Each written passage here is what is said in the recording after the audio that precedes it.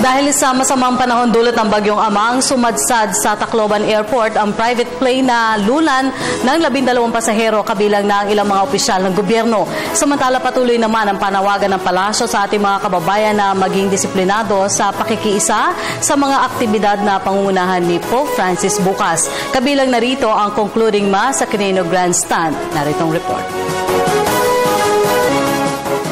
Ligtas sa panganib ang 15 sakay na eroplano sa pangunguna ni Executive Secretary Paquito Ochoa Jr., Presidential Communications Secretary Sunny Coloma, Undersecretary Emmanuel Bautista at Serapio kasama ang kani-kanilang staff pati na mga piloto at crew. Sa statement ni Presidential Spokesperson Edwin Lacerda, pasado 1:00 ng hapon ang tinangkang mag-take off na eroplano na mag-skid ito sa runway ng Tacloban Airport dahil sa malakas na hangin dala ng bagyong Amang.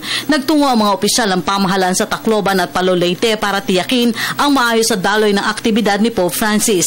Pinagpasalamat naman ni Pangulong Aquino na ligtas ang lahat ng sakay ng naturang eroplano, pero agad inatasan ng Pangulo ang Civil Aviation Authority of the Philippines na imbestigahan ang dahilan ng aksidente kung talagang may kinalaman sa masamang panahon.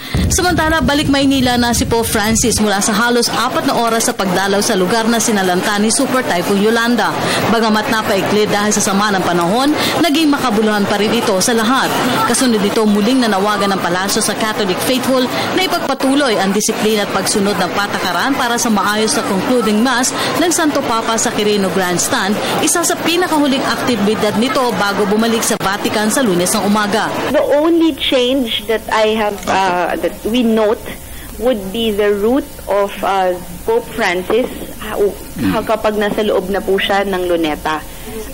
Kung makikita niyo po kasi yung diagram na nilagay po natin sa official gazette, dun po sa area sa harap ng grandstand ay dapat U-shaped lang ang ruta. Doon sa 2 safety lanes na dadaanan ng ating Santo Papa. Mula ho dun sa U, magiging S na po siya. So sabi po nag-request po ang Vatican kung pwede daw pong i-amend yung ruta para mas marami pong makakita at mas marami pong makalapit sa ating Santo Papa. So of course, we are accommodating that request and we are making the necessary adjustment. Muli na rin ipinabot ng Malacanang ang pasasalamat sa publiko dahil sa pag-iral ng disiplina simula sa pagdating ng Santo Papa. Naku, syempre malaking pasasalamat natin sa ating mga kababayan na talagang nakikiisa sa ating pamahalaan na protektahan ang ating Santo Papa at protektahan ang ating mga kaibigan, mga kapamilya na pumupunta at sumasalubong sa ating Santo Papa. So tapos na sa day 3 na po tayo ngayon. Sana po ay mairaos po natin ang matiwasay, sana po ay walang masaktan at sana ay lahat po tayo ay magbigay pa nung ating pasensya at nung atin hong pakikisama sa pagdaraos naman po ng misa bukas dyan sa Luneta Grandstand at sa Quirino Grandstand. At of course, admittedly, ito po yung mga talagang napakalaking challenge para po sa atin at sa ating pamahalaan dahil dyan po natin ini-expect na dadagsa ang pinakamaraming tao na dadalo sa misa. Para sa Telebisyon ng Bayan, Rocky Ignacio.